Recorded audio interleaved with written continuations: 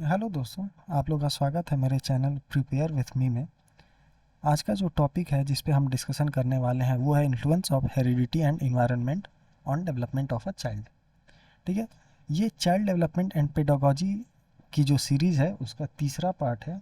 इसके पहले मैं 2 पार्ट ऑलरेडी बना चुका हूँ जिसमें मैंने development, concept of development, growth, learning, principle of development, इसके बारे में डिटेल में मैं समझा चुका हूँ। ठीक है, तो इस सीरीज़ का जो तीसरा पार्ट है influence of heredity and environment on development of a child, इसके बारे में हम डिटेल में डिस्कस करेंगे। ठीक है, तो सबसे पहले हेरिडिटी एंड इन्वायरमेंट का इन्फ्लुएंस जानने से पहले हमें ये समझना होगा कि हेरिडिटी और इन्वायरमेंट होता क्या है और इसका क्या इम्पैक्ट पड़ता है किसी भी चाइल्ड के डेवलपमेंट में। ठीक है, तो चलिए शुरू करते हैं। सबसे पहले हम बात करते हैं प्लाटो एंड सुकरेट के थियोरी के बारे में। प्लेटो एंड सुकरेट के थियोरी के बारे में। प्लेटो एंड सुकरेट ने एक थियोरी दिया था जिसके अकॉर्डिंग किसी भी बच्चे के अंदर जन्म के समय ही क्वालिटीज़ उसके अंदर और लक्षण ये नेचुरली उसे मिलते हैं और उसके ऊपर इन्वायरमेंट का कोई भी असर नहीं होता है या वो बच्चा इन्वायरमेंट से इन्फ्लुएंस नहीं होता है। ठीक है, जे लॉक उसी प्रकार जे लॉक एंड टेब्यूला रासा ने एक और थियोरी दिया था और जे लॉक एंड टेब्यूला रासा के थियोरी के अकॉर्डिंग कोई भी बच्चा जब जन्म लेता है तो वो एक सफ़ेद बोर्ड की तरह होता है। ठीक है, और उस सफ़ेद बोर्ड पर जो उसके आसपास के एक्सपीरियंस हैं या अनुभव हैं उसका ही रंग उसके ऊपर चढ़ता है।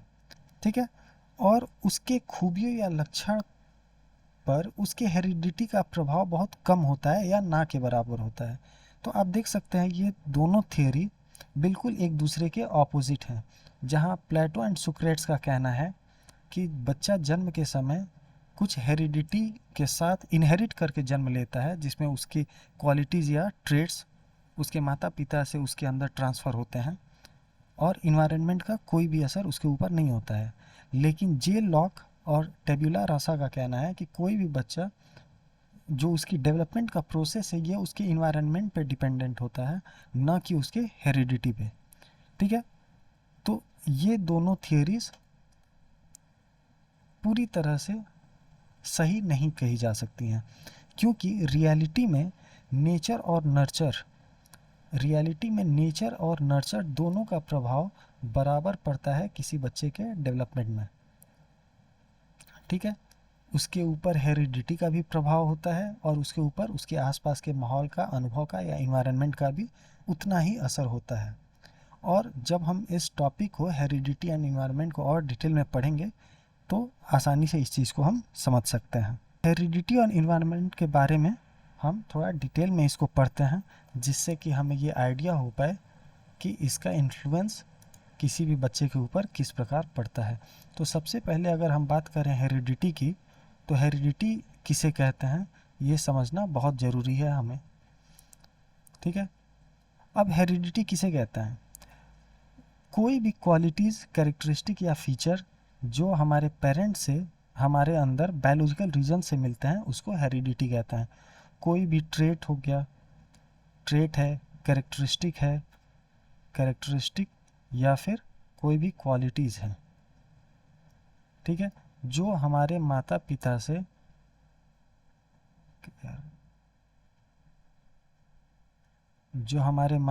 से हमारे अंदर इनहेरिट होता है, इसे हम हेरिडिटी कहते हैं। ठीक है, और अगर मैं बात करूँ वातावरण का, माहौल का या इन्वायरमेंट का, तो इन्वायरमेंट किसे कहते हैं?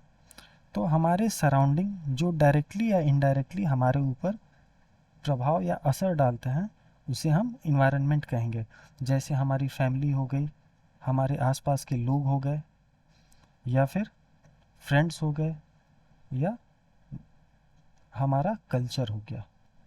ठीक है, तो ये तीनों इन्वायरमेंट की कैटेगरी में आएंगे। अब देखिए, प्लेटो या सुक्रेट्स की बात करें या फिर जे लॉक और टेब्यूला रासा की बात करें तो उन दोनों थियरीज बिल्कुल एक्सट्रीम पोजीशन पे थी। एक कहता है कि हमारे डेवलपमेंट में हमारा हेरिडिटी का रोल होता है, लेकिन इन्वायरमेंट का रोल नहीं होता है, हमारे आसपास के वातावरण का रोल नहीं होता है। वहीं दूसरा कहता है कि हमारे पर सिर्फ और सिर्फ इन्वायरमेंट का असर होता है और हमारे हेरिडिटी का कोई भी असर नहीं होता है। तो जैसा कि मैंने बताया, हमारे ऊपर नेचर और नर्चर दोनों का बराबर प्रभाव पड़ता है, यानी कि हेरिडिटी और हमारे आसपास के माहौल का बराबर इम्पैक्ट पड़ता है किसी भी चाइल्ड के डेवलपमेंट में, या वो मैं हूँ या आप हो या कोई भी छोटा बच्चा हो। ठीक है, हेरिडिटी और इन्वायरमेंट किसी भी इंडिविजुअल की लाइफ में बहुत सिग्निफिकेंट, बहुत इंपॉर्टेंट रोल प्ले करते हैं। बच्चे अक्सर अपने पेरेंट्स या फोर फादर्स के समान ही होते हैं, लेकिन अपने आसपास ही आपने बहुत सारे ऐसे केस देखे होंगे जहाँ बच्चे अपने पेरेंट्स या फोर फादर से बिल्कुल भी मेल नहीं खाते। जैसे बहुत सारे ऐसे पेरेंट्स हैं जिनके बच्चे मेंटली उतने इंटेलिजेंट नहीं हैं जैसे उनके पेरेंट्स हों, या फिर बहुत सारे ऐसे हैंडसम या खूबसूरत माता पिता होंगे जिनके बच्चे उनकी तरह खूबसूरत नहीं हैं। तो ये भी हेरिडिटी की वजह से ही है। ठीक है, ये भी हेरिडिटी की वजह से है। तो आप कंफ्यूज हो रहे होंगे कि हेरिडिटी की वजह से एक जगह तो मैं कह रहा हूँ कि माता पिता के ट्रेड्स या कैरेक्टरिस्टिक या क्वालिटीज़ बच्चे के अंदर आती हैं, वहीं दूसरी ओर ऐसे भी बहुत सारे एग्जाम्पल्स हैं जहाँ माता पिता से बच्चे बिल्कुल भी मेल नहीं खाते। तो और उसको भी मैं बोल रहा हूँ कि वो भी हेरिडिटी की वजह से ही आ रहा है। तो आपके अंदर कन्फ्यूज़न बहुत लाजमी है, लेकिन इसके बारे में जब मैं हेरिडिटी एंड इन्वायरमेंट को और डिटेल में समझाऊंगा तो आप बहुत आसानी से इसको समझ पाएंगे। देखिए, ये कुछ प्रिंसिपल्स की वजह से होते हैं जो मैं आगे अभी डिस्कस करने वाला हूँ। ठीक है,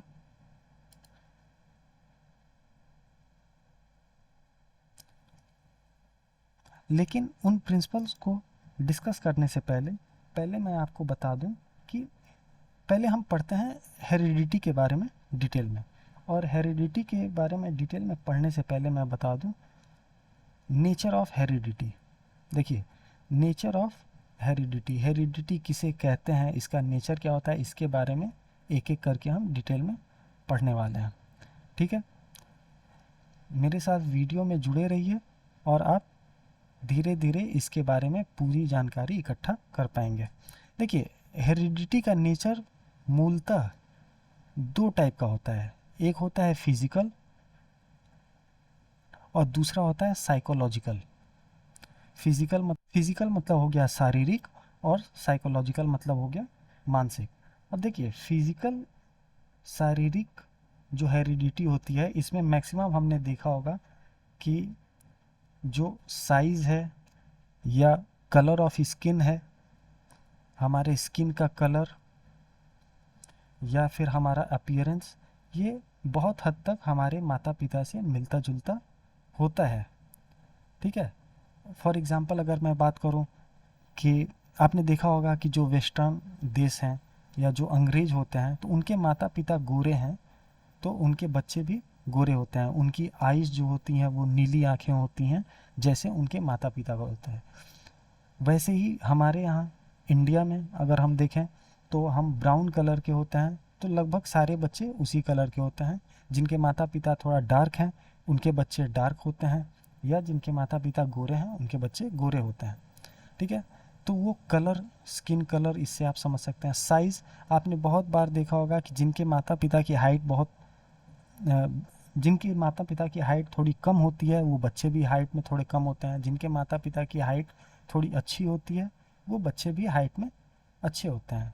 उसी तरीके से अपीयरेंस भी हमारा बहुत हद तक हमारे माता पिता से जुड़ा हुआ होता है। ठीक उसी प्रकार साइकोलॉजिकल भी एक प्रकार का नेचर ऑफ हेरिडिटी है, जिसमें हम इंटेलिजेंस, कितने बुद्धिमान हैं, माता पिता से बुद्धिमत्ता भी हमारे अंदर इनहेरिट होती है हेरिडिटी के रूप में। या फिर हमारे अंदर जो मेंटल ट्रेट्स होते हैं, या फिर मैं बात करूं कि हमारे अंदर जो इंस्टिंक्ट होते हैं, इंस्टिंक्ट मीन्स हमारी प्रवृत्ति होती है, जो ये भी बहुत हद तक हमारे माता पिता से मिलती जुलती होती है या फिर हमारे फोर फादर से मिलती जुलती है। ठीक है, तो ये नेचर ऑफ हेरिडिटी है और आगे मैं डिटेल में इसको समझाने वाला हूँ। देखिए, हेरिडिटी को पहले समझने की ज़रूरत है। इसके लिए मैं आपको पूरी हेरिडिटी के बारे में एक बेसिक डिटेल्स मैं बता देता हूँ, जिससे आपको समझने में आसानी होगी। देखिए, हर कोई अपने पेरेंट्स से कुछ कैरेक्टरिस्टिक जीन्स के रूप में इनहेरिट करता है। हर बच्चा अपने पेरेंट्स से कुछ गुण जीन्स के रूप में इनहेरिट करता है या उनसे लेता है। एक छोटे बच्चे के अंदर जन्म के समय से ही माता पिता दोनों के जीन्स के कॉम्बिनेशन पाए जाते हैं। ठीक है, ये जो विरासत है उससे हमें एक बायोलॉजिकल स्केच तैयार करने में मदद मिलती है, या हम एक अंदाज़ा लगा सकते हैं माता पिता को देखकर कि बच्चे का डेवलपमेंट आगे किस तरह से होगा। देखिए, किसी भी छोटे बच्चे का लाइफ जो होता है वो शुरू होता है एक सेल के रूप में। सेल आप जानते हैं, इसको हिंदी में कहते हैं कोशिका। तो हर एक बच्चे का जो लाइफ होता है वो एक सेल के रूप में शुरू होता है। ठीक है, और उस सेल का नाम है जाइगोट सेल। उस सेल को हम कहते हैं जाइगोट सेल। इसके केंद्र में एक न्यूक्लियस होता है, और ये जो न्यूक्लियस होता है इसके अंदर क्रोमोसोम्स पाए जाते हैं। उसके अंदर क्रोमोसोम्स पाए जाते हैं। अब अगर हम बात करें क्रोमोसोम्स की, तो क्रोमोसोम ही किसी भी बॉडी का हेरिडिटी एलिमेंट होता है। ये जो क्रोमोसोम है ये ही किसी भी बॉडी का हेरिडिटी एलिमेंट होता है, हेरिडिटी तत्व होता है। और ये क्रोमोसोम्स हमारे माता पिता से हमारे बॉडी के अंदर आते हैं, जिसकी वजह से हम उनकी कुछ हेरिडिटी को इनहेरिट कर पाते हैं। अब क्रोमोसोम्स हमारे बॉडी के अंदर आता कैसे है, इसके बारे में अगर मैं समझाऊं तो देखिए,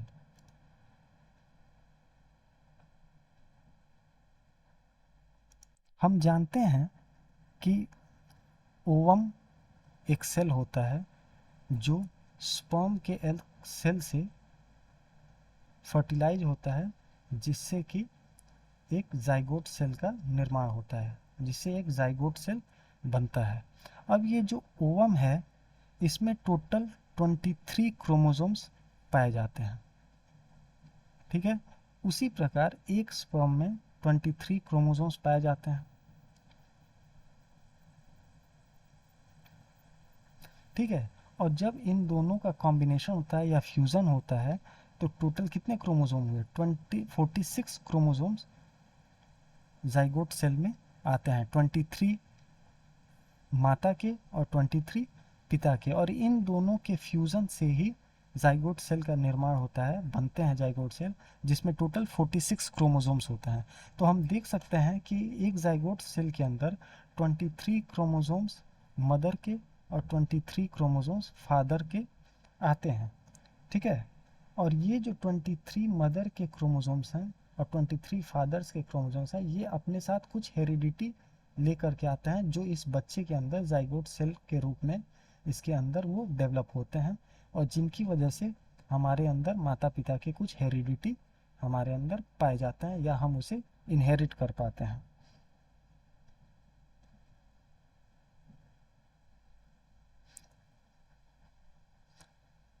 ठीक है, अब एक और चीज़ यहाँ जानने की ज़रूरत है कि हर एक क्रोमोसोम में हजारों जीन्स होते हैं। हजार नहीं, हजारों, मतलब बहुत सारे, हजार से अधिक, हजारों जीन्स मौजूद होते हैं एक क्रोमोसोम में। तो ऐसे 23 क्रोमोसोम्स हैं मदर के और 23 फादर के। ठीक है, तो हमारे अंदर हजारों जीन्स, तो हर एक क्रोमोसोम में हजारों जीन्स मौजूद होते हैं। और ये जो क्रोमोसोम्स हैं ये मेनली एक सब्सटेंस से मिल करके बनते हैं, जिनको हम डीएनए कहते हैं, डीएनए।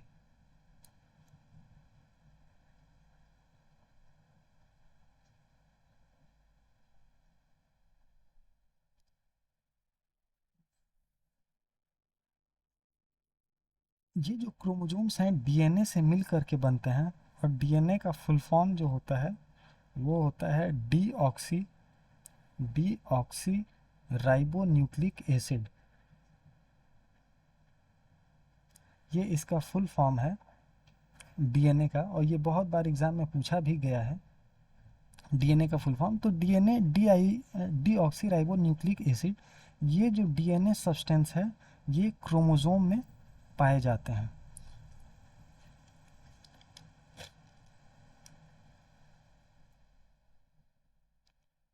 और हमारा जो जीन है वो इन डीएनए मॉलिक्यूल से मिलकर के ही बना है। हमारा जो जीन है ये इन डीएनए मॉलिक्यूल से ही मिलकर के बना हुआ है। अब हम बात करेंगे कि जीन किसे कहते हैं। ठीक है, जीन के बारे में बताने से पहले मैं बता दूं कि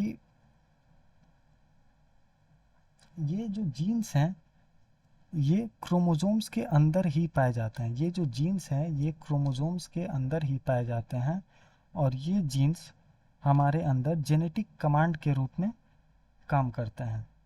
क्रोमोसोम्स के अंदर ही पाए जाते हैं और ये जीन्स जो हैं वो जेनेटिक कमांड के रूप में पाए जाते हैं, जेनेटिक कमांड के रूप में पाए जाते हैं।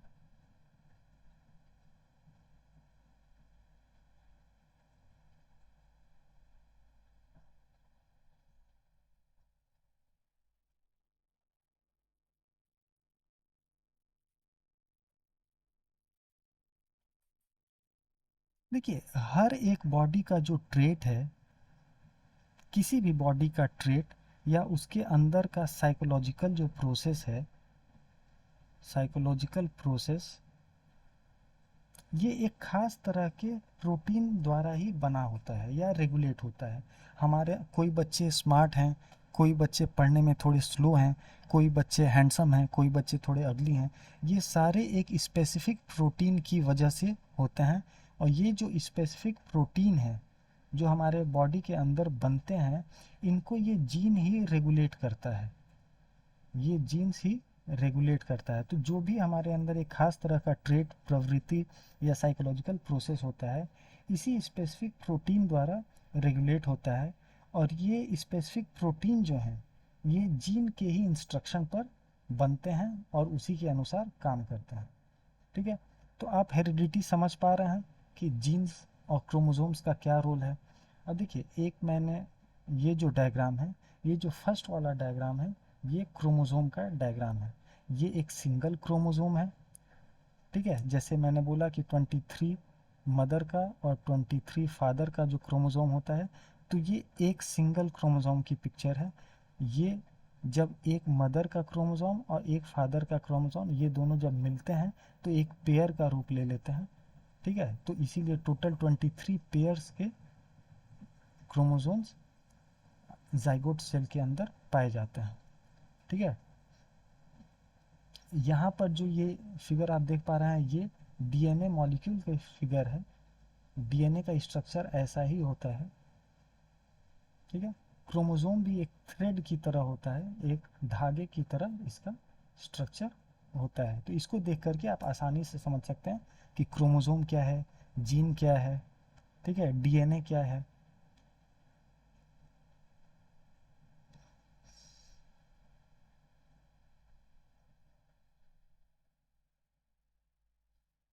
मुझे उम्मीद है आपको ये बात समझ में आ रही होगी कि हेरिडिटी किसे कहते हैं, ये हमारे अंदर कैसे आते हैं, कैसे डेवलप होते हैं, या हम कोई भी अपने माता पिता से जो ट्रेट्स हैं वो कैसे अपने अंदर इनहेरिट करते हैं। ये इन क्रोमोसोम्स की वजह से ही होते हैं। ठीक है, अब हम आगे चलते हैं और आगे बात करते हैं roles of heredity in development of a child. ये बहुत इंपॉर्टेंट पार्ट है।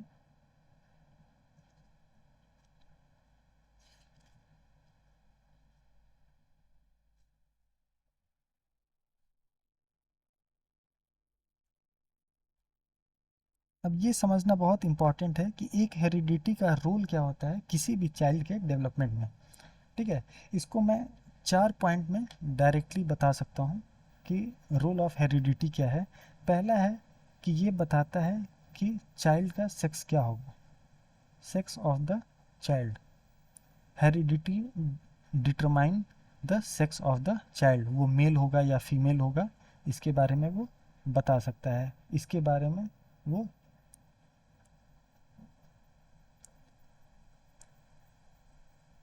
जो हेरिडिटी है इसका डायरेक्ट लिंक होता है विथ फिजिकल डेवलपमेंट।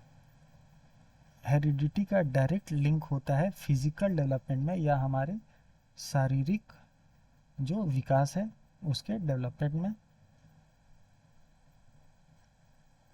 फिर तीसरा पॉइंट है जो हेरिडिटी है, इसका बहुत कंट्रीब्यूशन होता है बर्थ ऑफ अ ट्विंस में। किसी भी जुड़वा बच्चों के जन्म में ये हेरिडिटी का रोल बहुत ज़्यादा होता है, ठीक है। और अगर फोर्थ पॉइंट की बात करूं तो इंडिविजुअल डिफरेंस में इसका बहुत इम्पॉर्टेंट रोल होता है। जैसे हम सब एक दूसरे से अलग हैं, तो इसमें हेरिडिटी का बहुत इम्पॉर्टेंट रोल होता है। फिज़िकल अपीयरेंस हो या फिर साइकोलॉजिकल डिफरेंस हो हमारे बीच में, हमारे और आपके बीच में, या किसी भी छोटे बच्चे के बीच में। एक क्लास में बहुत सारे बच्चे होते हैं, सबका फिज़िकल डेवलपमेंट, साइकोलॉजिकल डेवलपमेंट ये अलग अलग रेट से होता है, तो इसमें कहीं ना कहीं हेरिडिटी का बहुत बड़ा रोल होता है, ठीक है। स्पर्म और ओवम में टोटल 23 क्रोमोसोम्स पाए जाते हैं, ये मैंने आपको बताया है, जिसमें जो 23 क्रोमोसोम जो ओवम में पाए जाते हैं और 23 जो स्पर्म में पाया जाता है, ये टोटल मिलके 46 क्रोमोसोम एक जाइगोट सेल में पाए जाते हैं, ठीक है। ये तो मैं आपको समझा चुका हूँ। अब एक सेकेंड में कलर चेंज कर लूँ पॉइंटर का। अब अगर बात करूँ इन 23 में जो शुरू के 22 होते हैं ओवम में या स्पर्म में, जो शुरू के 22 क्रोमोसोम्स होते हैं, इनको हम कहते हैं ऑटोसोम, ऑटोसोम, ठीक है। और ये जो ऑटोसोम होते हैं, ये किसी भी बॉडी के ग्रोथ और डेवलपमेंट को डिसाइड करते हैं। किसी भी बॉडी के डेवलपमेंट और ग्रोथ को ये शुरू के जो 22 क्रोमोसोम्स हैं यही डिसाइड करते हैं।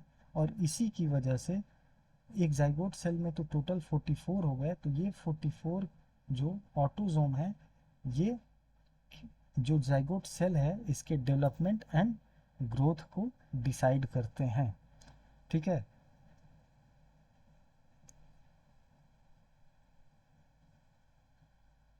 फिर आगे मैं अगर बात करूं तो ये दो जेनेटिक डिफरेंस है जो मदर या फादर से क्रोमोसोम के रूप में जाइगोट सेल में आता है और वो एक बच्चे का निर्माण होता है, तो ये जो जेनेटिक डिफरेंस है इसी की वजह से फिजिकल डेवलपमेंट एक आकार लेता है। देखिए, आँखों का रंग हुआ, हमारे बाल का रंग हुआ या हमारे स्किन का रंग हुआ, ये सारे इन बातों पर ही डायरेक्टली डिपेंडेंट होते हैं और इनका बहुत इम्पॉर्टेंट रोल होता है। गोरे के बच्चे गोरे ही होते हैं। यहाँ इंडियन जो जितने भी इंडियन लोग हैं इनका स्किन कलर लगभग एक तरह का होता है, या अगर हम साउथ की बात करें तो उनका एक अलग स्किन कलर है। तो वो हेरिडिटी के रूप में अपने माता पिता से विरासत के रूप में अपने अंदर लेते हैं और उनमें ये ऑटोसोम का बहुत इम्पोर्टेंट रोल होता है, ठीक है। फिर अगर तीसरा बात करूं बर्थ ऑफ ट्विंस, तो ट्विंस के जन्म में भी इस हेरिडिटी का बहुत इम्पॉर्टेंट रोल होता है। और ठीक उसी प्रकार अगर मैं लास्ट वाली पॉइंट की बात करूं इंडिविजुअल डिफरेंस, तो देखिए हम सब एक दूसरे से अलग अलग हैं।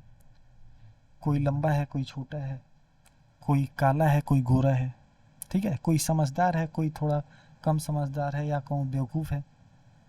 तो ये जो समझदारी या हमारे फिजिकल अपीयरेंस में जो डिफरेंस है, इसमें डायरेक्टली हेरिडिटी का इन्फ्लुएंस होता है और इसी हेरिडिटी की वजह से हमारे अंदर ये डिफरेंसेस होते हैं, ठीक है। अभी तक ये बात समझ में आई? तो अब हम आगे बढ़ते हैं अगले टॉपिक पे, जो कि है थियरीज ऑफ हेरिडिटी। अब ये भी बहुत इंपॉर्टेंट टॉपिक है, थियरीज ऑफ हेरिडिटी। देखिए, हेरिडिटी के बारे में बहुत सारी थियरीज को एक्सप्लेन किया गया है, वन बाय वन मैं उसको एक्सप्लेन करता हूँ। अब अगर मैं थियरीज की बात करूँ तो इस थियरीज में पहला जो थियरी आता है वो है continuity of the germ plasm, of the germ plasm. Hand writing मेरी गलत हो सकती है क्योंकि मैं जल्दी जल्दी लिखने की कोशिश कर रहा हूँ, ठीक है, इसको माइंड मत करिएगा। अब कंटिन्यूटी ऑफ जर्म प्लाज्म जो थियरी है, इस थियरी को दिया था ऑगस्ट वीजमैन ने। फिर से मैं जल्दी जल्दी लिख लूँ, ऑगस्ट वीजमैन ने इस थियरी को प्रपोज किया था। और इस थियरी के अकॉर्डिंग, इसके अनुसार जर्म प्लाज्मा है जो जनरेशन टू जनरेशन ट्रांसफ़र होता है। ठीक है, ऑगस्ट वीजमैन ने theory of continuity of the germ plasm दिया था, और इसके अनुसार जर्म प्लाज्मा जो होता है वो एक जनरेशन से दूसरे जनरेशन में ट्रांसफ़र होता है। दोनों पेरेंट्स के जर्म सेल से नए ह्यूमन बॉडी का निर्माण होता है। जैसे मैंने अभी आपको बताया था कुछ देर पहले, ओवम के 23, स्पर्म के 23 दोनों मिलकर के एक जाइगोट सेल बनाते हैं, जिसमें टोटल 46 क्रोमोसोम्स होते हैं। तो एक तरह से ये जो माता पिता हैं, ये अपने जर्म प्लाज्म को अपने बच्चे के अंदर ट्रांसफ़र किया, जिसकी वजह से उसका निर्माण हुआ। और उसकी कुछ कैरेक्टरिस्टिक उसके माता से और कुछ कैरेक्टरिस्टिक्स उसके पिता से इसीलिए मिलती जुलती होती हैं, क्योंकि उसके अंदर जो क्रोमोसोम्स का निर्माण हुआ है वो उसके माता और पिता के कुछ क्रोमोसोम्स के हिस्से को लेकर के हुआ है। ठीक है, तो यही continuity of the germ plasm है। माता पिता के जर्म प्लाज्म से एक बच्चे का निर्माण होता है, और जो उनके अंदर जो कुछ हेरिडिटी होती है वो अपने अंदर बच्चा इनहेरिट करता है। ठीक है, ये हो गई theory continuity of the germ plasm की। अब अगर मैं बात करूँ दूसरे थियरी की, तो ये थियरी है Galton's theory of heredity. Galton's theory of heredity.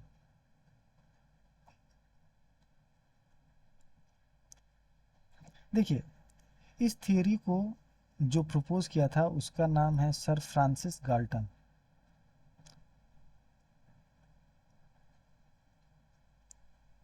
लिखना और पढ़ाना एक साथ बहुत मुश्किल हो जाता है, अभी इसकी आदत नहीं है राइटिंग पैड की, जिसकी वजह से मुझे बार बार नीचे देखना पड़ता है। तो सर फ्रांसिस गाल्टन ने इस थियरी को प्रपोज किया था, और इसके अनुसार जो बच्चे की हेरिडिटी है वो 50% उसके माता पिता से, 25% उसके फर्स्ट पूर्वज से, और इसी रेशियो में नेक्स्ट पूर्वज से थोड़ी थोड़ी क्वालिटीज़ उसके अंदर इनहेरिट होती रहती है। ठीक है, सर फ्रांसिस गाल्टन के अनुसार बच्चे की जो हेरिडिटी होती है वो 50% डायरेक्टली उसके माता पिता से, फिर उसका हाथ आधा 25% उसके दादा दादी से, मतलब फर्स्ट ग्रैंड पेरेंट से, फिर उसका हाफ 12.5% ये उसके सेकेंड जनरेशन से, ये उसके अंदर वो इनहेरिट होती है।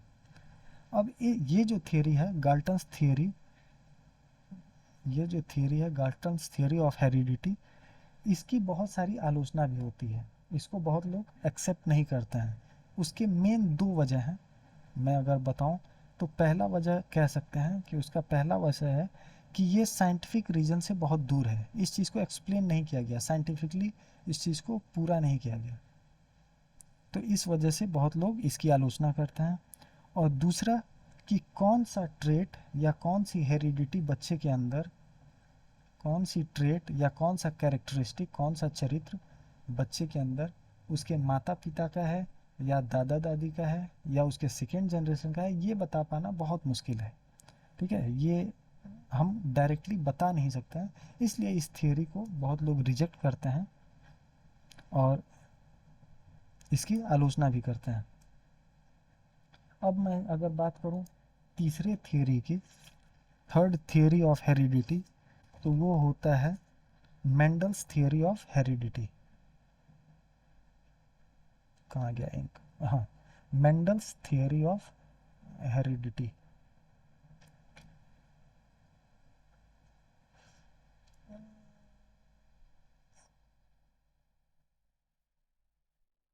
अब अगर मैं बात करूं मेंडल्स थियोरी ऑफ हेरिडिटी की, तो इसको ग्रेगर मेंडल ने प्रपोज किया था। ग्रेगर मेंडल, इन्होंने इस थियोरी को प्रपोज किया था, और इसको एक उदाहरण से समझा जा सकता है आसानी से। ग्रेगर मेंडल ने इसको प्रपोज किया था, इसको मैं एक एग्जांपल से समझाता हूँ। इसको पहले मैं डिलीट कर दूँ। देखिए उन्होंने एक्सपेरिमेंट किया जिसमें उन्होंने चूहों को लेकर एक्सपेरिमेंट किया, जिसमें उन्होंने कुछ ग्रे चूहे और कुछ वाइट चूहे, दो रंग के चूहों को उन्होंने लिया। और देखिए जो ये रंग है, या अगर मैं बात करूँ ग्रे की या मैं बात करूँ वाइट की, तो ये उस चूहे की कैरेक्टरिस्टिक को बताता है। ठीक है, उस चूहे के ट्रेट है एक, और उस कैरेक्टरिस्टिक को ये बताता है। इस एक्सपेरिमेंट से वो इस कंक्लूज़न पे पहुँचे थे कि जब इन दोनों के बच्चे होते हैं, फर्स्ट जनरेशन जो बच्चे होते हैं वो हाइब्रिड होते हैं। ठीक है, हाइब्रिड मतलब ये हुआ कि वो ना ही ग्रे कलर का है ना ही वाइट कलर का है, बल्कि एक इम्प्योर कलर का, जिसमें ग्रे और वाइट पूरी तरह से मिला हुआ हो, इस रंग का चूहा उन्हें प्राप्त होता है। ठीक है, जब इसी एक्सपेरिमेंट को वो आगे जारी रखते हैं तो दूसरे स्टेज पर वो देखते हैं, या अगर मैं बात करूँ सेकेंड जनरेशन पे, वो ये महसूस करते हैं कि जो चूहा है वो 25% ग्रे, 25% वाइट और 50% इम्प्योर है। ठीक है, अब इन दो कंक्लूजन से हम बहुत आसानी से कुछ चीज़ें समझ सकते हैं। देखिए पहली चीज़ जो हमें डायरेक्टली दिख रही है वो ये है कि जैसे जैसे जनरेशन आगे की तरफ बढ़ रहा है, फर्स्ट स्टेज पे पूरी तरह से हाइब्रिड था, सेकेंड स्टेज पे सिर्फ 50% हाइब्रिड है, थर्ड स्टेज पे वो सिर्फ 25% हाइब्रिड है। तो जैसे जैसे जनरेशन आगे की तरफ बढ़ रहा है, जो चूहे हैं वो अपने ओरिजिनलिटी की तरफ बढ़ रहे हैं। ठीक है, पहले चूहा टोटल ग्रे था या टोटल वाइट था।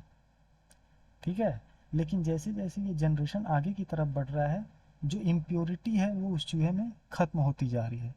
तो इस थियोरी के इस मेंडल्स थियोरी से एक कंक्लूज़न ये निकाला जा सकता है कि पहले जनरेशन के बाद जैसे ही दूसरा जनरेशन आता है, तो ये चेंज महसूस किया जा सकता है कि ये जो जनरेशन आगे आ रही हैं ये वापस अपने पुराने स्वरूप की तरफ वापस लौट रही हैं। ठीक है,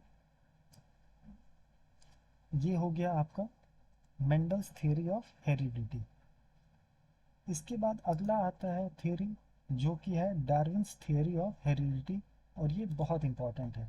डार्विन्स थियरी ऑफ हेरिडिटी, इसको समझना बहुत इंपॉर्टेंट है, क्योंकि जो शुरू में आपके क्वेश्चंस थे हेरिडिटी को लेकर के, वो इसमें बहुत आसानी से उस बात का क्लियर आपको हो पाएगा। Darwin's theory of heredity.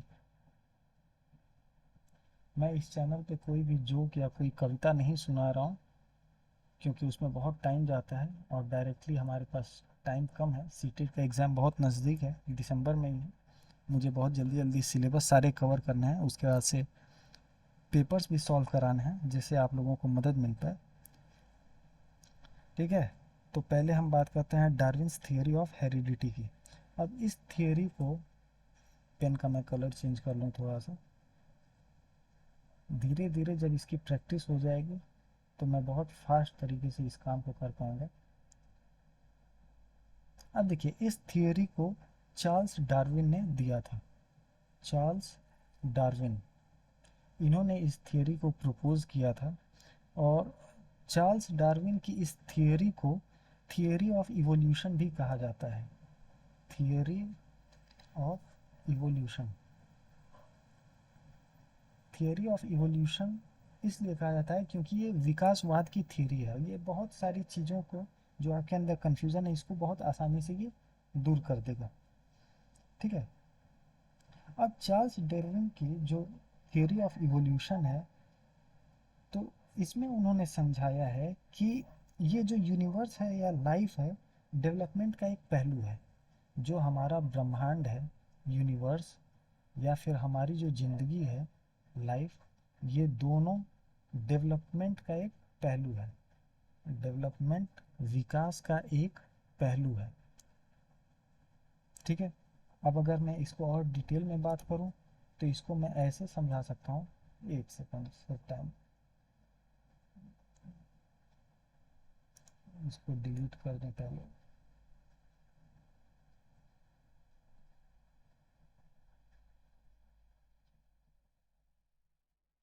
हाँ जी, प्रॉब्लम ये है कि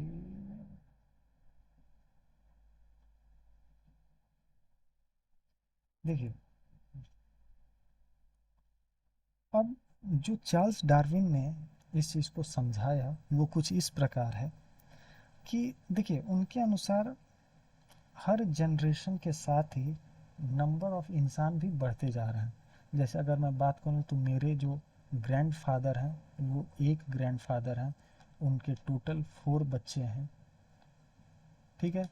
एक बच्चे के 3 बच्चे हैं, फिर दूसरे के 2 बच्चे हैं, फिर 3 बच्चे हैं, फिर 2 बच्चे हैं। तो जैसे जैसे ये पीढ़ी दर पीढ़ी आगे बढ़ रही है, बच्चों की या इंसानों की संख्या लगातार बढ़ती जा रही है, ठीक है, ये तो आप सभी जानते हैं। अब ये जो नंबर ऑफ मैन बढ़ रहे हैं, इनके वजह से अस्तित्व के लिए संघर्ष करना पड़ता है, एग्जिस्टेंस के लिए संघर्ष करना पड़ता है, बहुत चीज़ों से लड़ना पड़ता है ताकि हम जीवित रह पाएँ, ये तो आप सभी जानते हैं। तो ये जो एग्जिस्टेंस के लिए संघर्ष करना पड़ता है, और इसमें सिर्फ वही लोग जीवित रहते हैं जो इसके योग्य हों, ठीक है। जो भी योग्य है सिर्फ वही जीवित रहता है, और जो योग्य नहीं है वो धीरे धीरे खत्म होता जाता है, ठीक है। तो इसका मतलब ये है कि ये जो नया जनरेशन है वो खुद को सरवाइव करने के लिए, अपने आप को इस नए माहौल में एडजस्ट करने के लिए अपने अंदर नए नए ट्रेड्स डेवलप करता है। बात समझ में आई?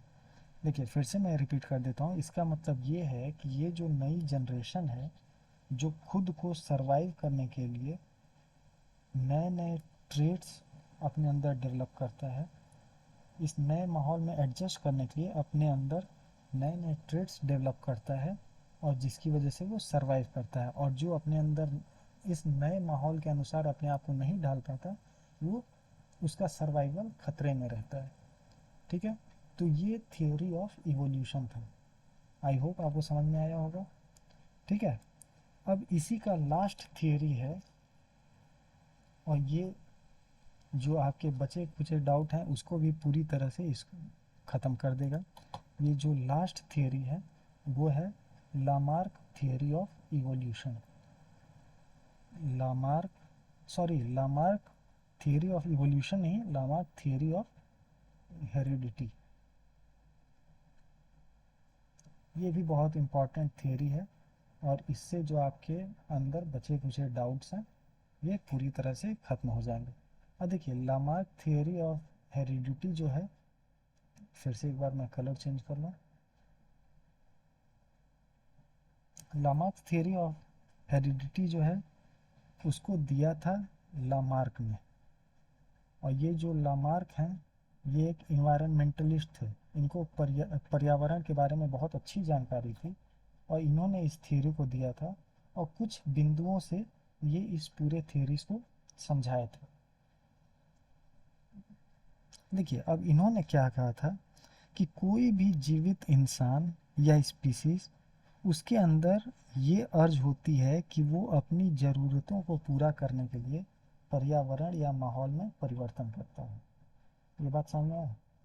कोई भी जीवित इंसान या कोई भी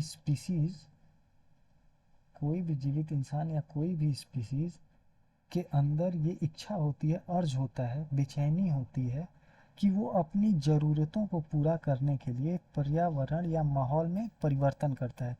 जैसे उदाहरण के लिए आप देख सकते हैं अपने आसपास, आज से कुछ सालों पहले, 50 साल अगर मैं बात करूं, तो बहुत सारे जंगल हुआ करते थे, ज़मीनें बहुत खाली होती थी, उस पर एक नया इन्वायरमेंट रहा करता था। लेकिन जैसे जैसे ह्यूमन डेवलप होता है, जैसे जैसे इंसान विकास के रास्ते पे आगे बढ़ रहा है, वो जंगल धीरे धीरे ख़त्म करते जा रहा है, अपने अपने आसपास के पर्यावरण को धीरे धीरे बदलने की कोशिश कर रहा है ताकि वो खुद सरवाइव कर पाए। ह्यूमन जो है, इंसान जो है, अपने आप के सर्वाइवल के लिए अपने आसपास के माहौल को बहुत ज़्यादा परिवर्तन कर रहा है। तो लामार्क ने इस थ्योरी के पहले पॉइंट में इसी चीज़ को समझाया, ठीक है। उसके बाद से दूसरे पॉइंट में उन्होंने कहा कि ये अर्ज उसके बॉडी ऑर्गन्स में भी चेंज लाता है। अब ये जो अर्ज है जिसमें वो अपने आसपास के पर्यावरण को या माहौल को बदल रहा है, इस बदलाव की वजह से ह्यूमन के बॉडी के अंदर भी बहुत सारे परिवर्तन वो लाता है अपने आप को सरवाइव करने के लिए, ठीक है। फिर तीसरा पॉइंट ये है कि ये जो चेंज है उसके बाद के जनरेशन में हेरिडिटी की वजह से प्रेषित किया जाता है। जैसे हमारे माता पिता पर्यावरण में चेंज किए, उनके अंदर बहुत कुछ माहौल के अनुसार वो अपने आप को ढाले, और ये जो चेंज उनके अंदर आया था उन्होंने हेरिडिटी के रूप में हमारे अंदर ट्रांसफ़र कर दिया या इनहेरिट कर दिया। ठीक है, और हम अपने बाद वाली पीढ़ी में भी इस जो हम नई चीज़ें सीख रहे हैं या नया हम इसको क्या कहेंगे, नया जो हमारे अंदर चेंज आ रहा है, ये हम अगली जनरेशन में ट्रांसफ़र करेंगे, जिससे कि सर्वाइवल चलता रहे, जिससे कि हमारा विकास आगे की तरफ बढ़ता रहे। तो ये जो थियोरी है इसको हम कहते हैं लामार्क थियोरी ऑफ हेरिडिटी, जिसे दिया था लामार्क ने, जो कि एक इन्वायरमेंटलिस्ट थे। ठीक है, तो ये 5 थियोरीज हैं हेरिडिटी की। आई होप इसको आप बहुत अच्छे से समझ पाए होंगे। ठीक है,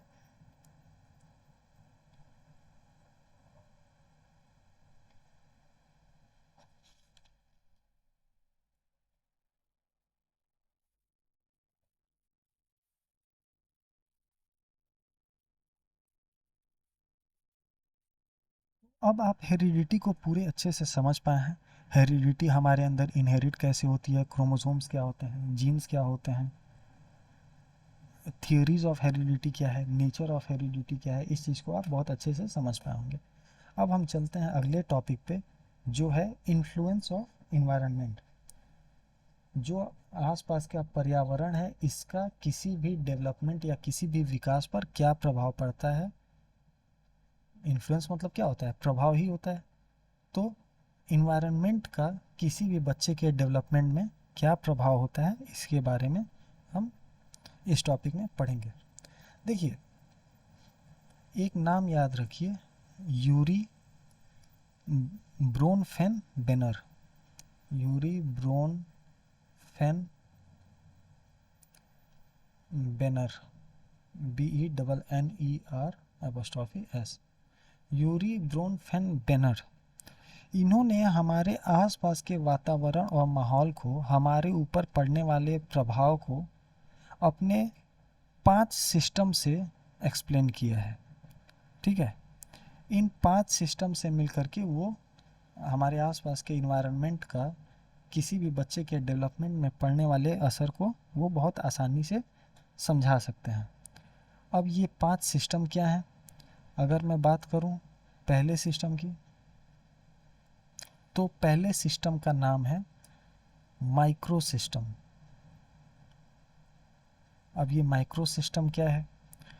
तो ये जो माइक्रो सिस्टम है, ये जो इन्वायरमेंट है या वातावरण है, ये बच्चे के सबसे नज़दीक होता है।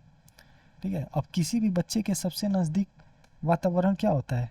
तो उसके माता पिता या उसके टीचर्स, यही तो उसके आसपास का वातावरण है जिससे वो कुछ सीखता है या अनुभव पाता है। दोस्त हो गए, फ्रेंड्स हो गए, ये सारे उसके बहुत नज़दीकी वातावरण है किसी भी छोटे बच्चे के, जिसको हम कहते हैं माइक्रो सिस्टम। ये हो गया फर्स्ट सिस्टम। उसी प्रकार दूसरा जो सिस्टम है, ये दूसरा सिस्टम है मीसो सिस्टम। मीसो सिस्टम। अब ये मीसो सिस्टम क्या होता है? मीसो सिस्टम माइक्रो सिस्टम का और फैला हुआ स्वरूप है। देखिए, माइक्रो सिस्टम क्या है? बच्चे के सबसे नज़दीकी जो वातावरण है उसको हम माइक्रो सिस्टम कहते हैं। मीसो सिस्टम क्या है? कि बच्चे का जो सबसे नज़दीकी इन्वायरमेंट है उसी का थोड़ा फैला हुआ स्वरूप। जैसे जब बच्चा शुरू के 2 साल, अगर मैं कहूँ, वो अपने माता पिता के पास रहता है, पेरेंट्स के साथ रहता है। ठीक है, और उसके बाद से अचानक से वो प्ले स्कूल में जाता है या स्कूल में जाता है, जिसमें वो पहली बार टीचर से मुलाकात करता है। तो इस पेरेंट्स और टीचर के बीच में क्या सिमिलरिटीज़ हैं जो वो बच्चा देख सकता है, या क्या डिफरेंसेस हैं, क्या अंतर है जो बच्चा महसूस कर सकता है, इस सिस्टम को कहते हैं मीसो सिस्टम। ठीक है, वो अपने माता पिता को जानता है, बच्चा 2 साल का बच्चा है, अपने माता पिता को बहुत अच्छे से जानता है। जब 2 साल के बाद वो स्कूल में जाता है, प्ले स्कूल में, तो वहाँ पर वो एक नए मेंबर से मिलता है जो कि उसका टीचर है। ठीक है, ये टीचर देखने में उसके माता या पिता जैसा हो सकता है। तो बच्चे के अंदर एक इन्वायरमेंट चेंज हुआ जिसमें वो पेरेंट्स से अब टीचर से मिल रहा है। तो उस पेरेंट्स और टीचर के बीच में क्या सिमिलरिटीज़ हैं या क्या डिफरेंसेस हैं, इस सिस्टम को आप कहते हैं मीसो सिस्टम। तीसरा पॉइंट है एक्सो सिस्टम। अब ये एक्सो सिस्टम क्या है? देखिए, ये उस वातावरण की बात करता है जिसमें बच्चा डायरेक्टली तो नहीं जुड़ा हुआ है, लेकिन उसका प्रभाव बच्चे पर तुरंत पड़ता है। ठीक है, इसको हम कहते हैं एक्सो सिस्टम। अब जैसे अगर एग्जांपल मैं बात करूं कि बच्चा किसी एक शहर से दूसरे शहर रहने जाता है। ठीक है, मान लो माता पिता एक शहर में काम कर रहे हैं तो बच्चा उनके साथ है। फिर वो माता पिता का ट्रांसफ़र होकर वो दूसरे शहर चले गए ए से बी में। ठीक है, तो बच्चा भी उनके साथ ही जाएगा। अब बच्चे ये जो ए और बी में माहौल का अंतर है, ये उस बच्चे को महसूस होता है। इस सिस्टम को कहते हैं एक्सो सिस्टम। माता पिता के ट्रांसफ़र होने से उसके ज़िंदगी में चेंज आते हैं, नया स्कूल होता है या नया टीचर होते हैं या नए दोस्त होते हैं, सब कुछ तो बदल जाता है। तो अचानक से ये जो डायरेक्टली उसके ऊपर बच्चा रिलेट नहीं करता है, लेकिन इनडायरेक्टली उसके ऊपर इसका प्रभाव पड़ता है। ठीक है, ये 3 सिस्टम हो गए। अब अगर मैं बात करूँ चौथी सिस्टम की, तो वो है मैक्रो सिस्टम। जो चौथा सिस्टम है ये है मैक्रो सिस्टम। अब मैक्रो सिस्टम क्या होता है? मैक्रो सिस्टम उस सिस्टम को कहेंगे जिसमें बच्चा उस कल्चर को फॉलो करता है जिस कल्चर में वो जन्म लेता है या जिस कल्चर में वो बड़ा हो रहा है। ठीक है, वो कल्चर जिसमें बच्चा रहता है या बड़ा हो रहा हो, उस कल्चर को हम कहेंगे मैक्रो सिस्टम।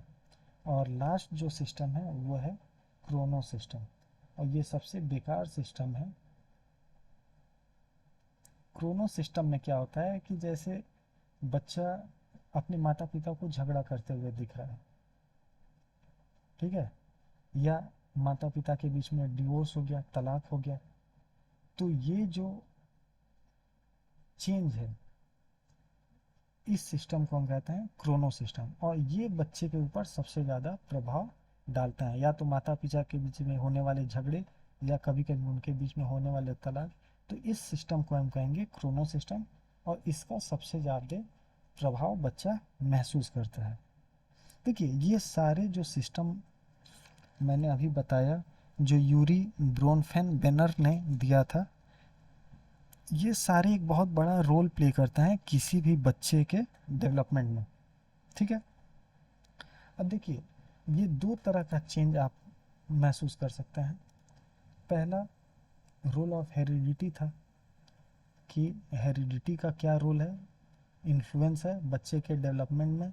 और दूसरा है इन्वायरमेंट का या उसके आसपास के माहौल का या पर्यावरण का क्या रोल है या क्या इन्फ्लुएंस है बच्चे के डेवलपमेंट में। अब देखिए, जो हेरिडिटी है ये क्या है? ये एक इंटरनल फैक्टर है, आंतरिक फैक्टर है। इंटरनल फैक्टर है, आंतरिक फैक्टर है, जो डायरेक्टली जुड़ा हुआ है बच्चे के फिजिकल या शारीरिक ग्रोथ पर। ठीक है, ये तो आप समझ सकते हैं।